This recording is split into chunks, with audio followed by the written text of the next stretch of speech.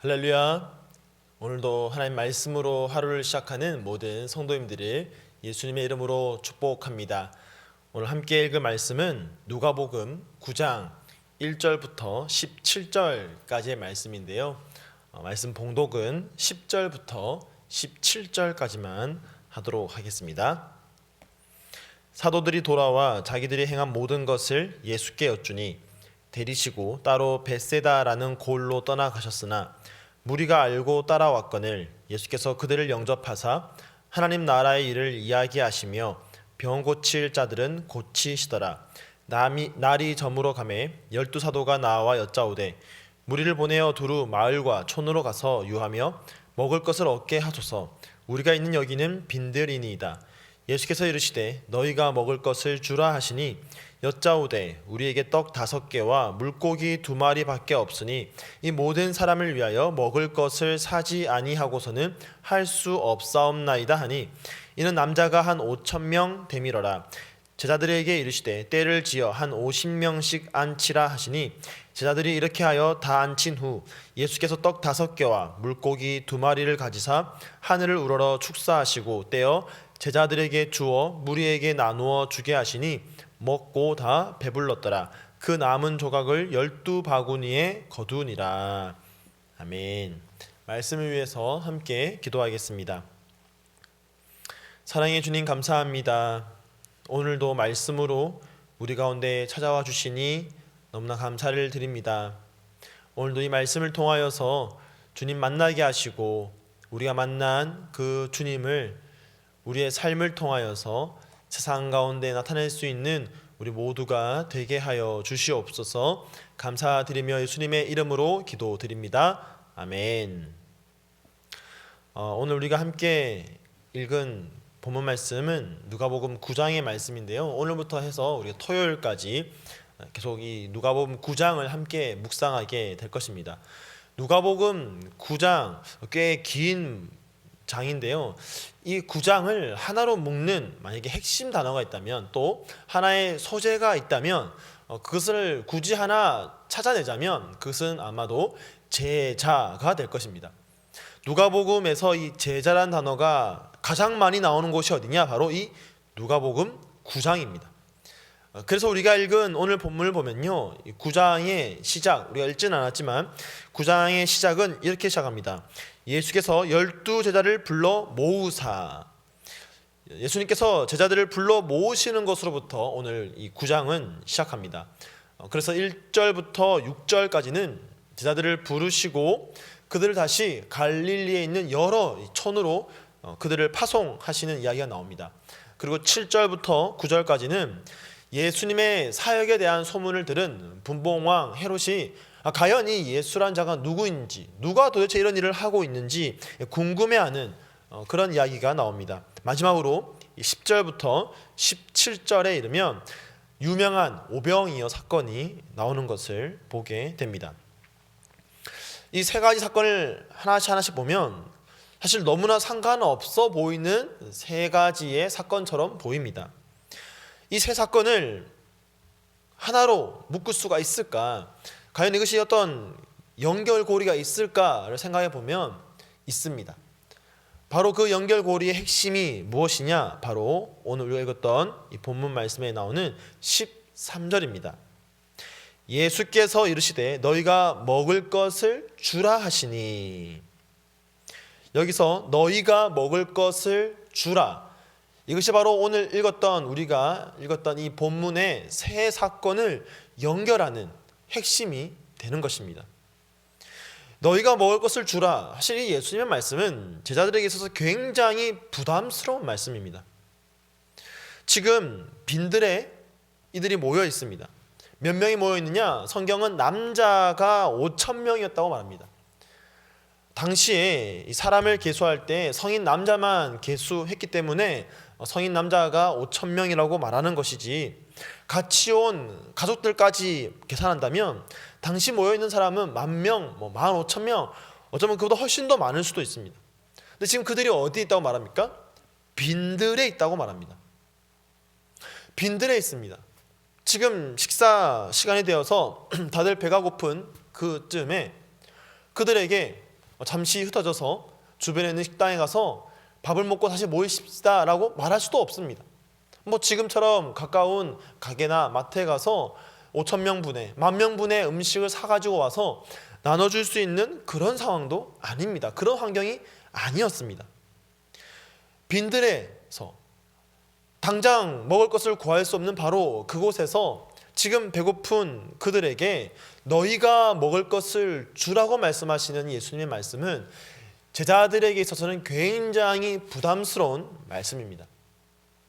그들에게 있는 것은 단지 떡 5개와 물고기 2마리밖에 없었습니다. 이것으로 어떻게 남자만 5,000명의 무리를 먹일 수가 있겠습니까? 아니, 가족들 없다고 하더라도 남자만 정말 5,000명 있었다 하더라도 장정 5,000명이 어떻게 떡 5개와 물고기 2마리로 다 같이 먹을 수가 있습니까? 그런데 예수님 말씀하시는 거죠. 너희가 먹을 것을 주라. 여러분, 어떻게 보면 예수님의 이 말씀은요, 정말 무책임한 리더의 말처럼 들릴 수가 있습니다. 나는 책임지기 싫으니까 너희가 알아서 해라. 너희가 먹을 것을 주어라. 과연 그런 말씀일까요? 분명 제자들에게는 예수님의 말씀이 부담스러운 과제였고 또 일이었습니다. 이들의 힘만으로는 도저히 할 수 없는 그런 일이었습니다. 하지만 예수님께서는 제자들이 가지고 있던 그 떡과 물고기를 받으시고 그 떡과 물고기를 축사하십니다. 그리고 떼어서 제자들에게 주면서 무리에게 나누어 주라고 하십니다. 그럴 때에 모든 회중이 다 배불리 먹었다라고 성경은 말해주고 있습니다. 너무나 제한적인 자원입니다. 떡 5개, 물고기 2마리. 그런데 그 제한된 자원을 축복하시고 제자들에게 주셨을 때에 제자들은 자신들이 가지고 있는 바로 그것으로 사람들에게 먹을 것을 줄 수 있게 되었습니다. 결국 예수님께서 하신 말씀, 너희가 먹을 것을 주라는 그 말씀이 이루어지고 성취되었던 것입니다. 1절도 마찬가지입니다. 1절부터 9절, 6절까지 이어지는 그 사건을 보아도 예수님께서 뭐라고 말씀하시냐면 제자들에게 하나님 나라를 전파하고 앓는 자를 고치게 하려고 보내셨다라고 말합니다. 하나님 나라를 전파하는 것, 또 병들어 앓고 있는 사람을 고치는 것, 이거 제자들에게는 굉장히 부담스러운 사역이고 과제이고 일입니다. 그런데 예수님은 그들을 그렇게 보내시기 전에 먼저 그들에게 귀신을 제어하고 병을 고치는 능력과 권위를 주셨습니다. 그래서 예수님께서 자신의 능력과 권세를 그들에게 부여하였을 때에 그들이 그 일을 할 수 있었던 것입니다. 예수님께서 자신의 권세를 주셨을 때 그 일이 가능해졌습니다. 예수님께서는 이처럼 그들을 보내십니다. 하나님 나라를 전파하고 앓는 자를 고치라고 하시면서 보내십니다. 또한 배고픈 그들을 먹이라고 보내십니다. 이 모든 일은 사실 예수님께서 해오셨던 일이었습니다. 그런데 이제 예수님께서는 예수님이 해오시던 그 일을 그들에게 하라고 맡기십니다. 즉 예수님의 사역을 대리하도록 하시는 거죠. 그런데 그냥 대리하도록 무작정 맡기시는 것이 아니라 그 일을 이룰 수 있는 권한과 능력과 권세를 부여하시는 겁니다. 제자들에게 주셨다라는 겁니다. 제자란 바로 그런 존재입니다. 제자는 예수 그리스도가 하신 그 사역을 대리하는 자이지만 사실은 그래서 예수님의 일을 내가 한다는 것이 굉장히 부담되는 일인 것 같지만 오히려 이 사실이 우리에게는 모든 부담을 다 없애줄 수 있는 이유가 되기도 합니다. 왜 그렇습니까? 제자는 예수님께서 주시는 것을 그저 갖고 가기만 하면 되기 때문입니다. 예수님은 제자들을 보내시면서 아무것도 가지지 말라고 하십니다. 오늘 우리가 읽지 않았지만 9장에 보면요, 예수님께서 제자들을 파송하시면서 아무것도 가지지 말라 하십니다. 지팡이나 배낭이나 양식이나 돈이나 심지어 옷도 2벌 옷을 가지지 말라고 하십니다. 아무것도 가지지 말라고 하시죠. 그만큼 오직 하나님만 의지할 것을 지금 제자들은 요구받고 있는 겁니다. 숙소가 만약에 정해지면 더 좋은 숙소가, 더 좋은 집이 생기더라도 자기의 편의를 위해서 옮기지 말라고 합니다. 여러분, 여행을 할 때 누가 이런 여행을 합니까? 인간적인 측면에서 보면요, 너무 대책 없고 위험한 그런 여행 계획처럼 보입니다. 아무것도 가지지 않고 숙소가 생기면 더 좋은 곳이 생겨도 처음 정했던 그곳으로 머물러야 하는 이런 여행 계획, 사실 인간적인 측면에서는 이해되지 않고 너무나 대책 없습니다. 하지만 예수님은 제자들로 하여금 이와 같은 여행 방식을 통해서 전적으로 하나님만을 의지하도록 훈련시키고 계신 겁니다. 예수님께서 이 땅에 오셔서 하셨던 그 일들, 하나님 나라를 선포하고 가난한 자들, 병든 자들 도우시는 이 사역, 이제는 그것을 우리에게 주님이 맡기십니다. 헤롯은 어떻게 이 일이 일어나고 있는지 궁금해했습니다. 아니, 누가 도대체 이런 일을 하고 있느냐? 도대체 예수가 누구길래 이런 일을 하고 있는가? 예수를 너무나 보고 싶어 합니다. 그러나 헤롯은 알지 못했습니다.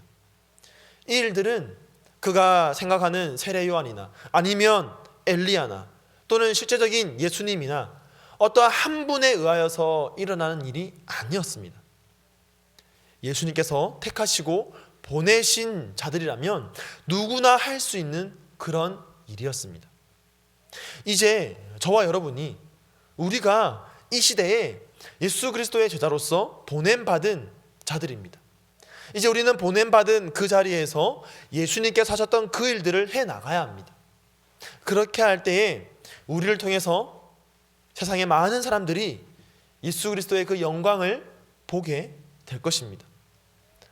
우리가 어떻게 그렇게 할 수 있냐고요? 물론 우리는 할 수 없습니다. 우리의 힘만으로, 우리의 능력으로는 할 수가 없습니다. 우리의 제한된 자원으로는 이것은 도저히 불가능한 일입니다. 그러나 우리를 보내시는 주님께서 우리와 함께 하시고 우리에게 권한과 능력과 권세를 주시기에 우리는 이 모든 일들을 할 수가 있습니다. 여러분 믿으십니까? 전적으로 주님만을 의지할 때에 우리는 세상 가운데에 하나님 나라를 담대하게 선포할 수가 있습니다. 아프고 병든 자들을 도와줄 수가 있습니다. 때로는 부담스럽습니다. 복음을 선포하는 것도 부담스럽고 약한 자들을 도우는 것도 부담스럽습니다. 누군가를 도우라는 이 말씀을 들을 때마다 부담스럽고 싫습니다. 그러나 우리를 제자로 택하시고 부르시고 또한 보내시는 주님께서 이미 이 모든 일들을 이루셨기 때문에 우리는 그저 주님만을 의지함으로 성취하기만 하면 되는 것입니다. 사랑하는 성도 여러분, 다시 한번 주님만을 의지하면서 우리에게 맡기신 그 사명들을 감당할 수 있는 그런 저와 여러분의 삶이 되기를 간절히 축복합니다. 나의 힘으로 하는 것이 아니라, 나의 능력으로 하는 것이 아니라 나를 보내시며 나와 함께 하시고 지금도 내 안에 역사하시며 나에게 그 능력과 권세를 주시는 그 주님으로 말미암아 우리가 맡은 이 모든 사명들을 능히 감당해낼 수 있는 이 시대에 예수 그리스도의 제자로 살아가는 저와 여러분 되기를 간절히 축복하며 축원드립니다. 아멘. 이 시간 말씀을 기억하면서 함께 기도하겠습니다. 함께 기도할 때에 주님, 내가 주님께로부터 보냄받은 제자된 삶을 내가 살아가고 있는 바로 그 자리에서 살아나겠습니다. 오늘 주님만을 의지하며 살아내겠습니다. 함께 기도하시고요. 오늘 공동체를 위한 기도, 우리 환우분들을 위해서 함께 기도할 때에 정말 우리가 그 아픈 분들을 위하여서, 아픈 우리 지체들을 위하여서 사랑의 마음으로 함께 기도할 때에 우리의 기도를 통하여서 다시금 그들이 일어나 함께 예배하는 그날을 소망하면서 함께 기도하겠습니다. 또한 디모데 청년부를 위해서 함께 기도할 때에 우리 청년들이 정말 주의 군사답게 훈련받고 또 세상 가운데에 그리스도의 제자로 파송받을 수 있는 그런 디모데 청년부 되게 해달라고 우리 시간 합심으로 함께 함께 기도하겠습니다. 함께 기도하겠습니다.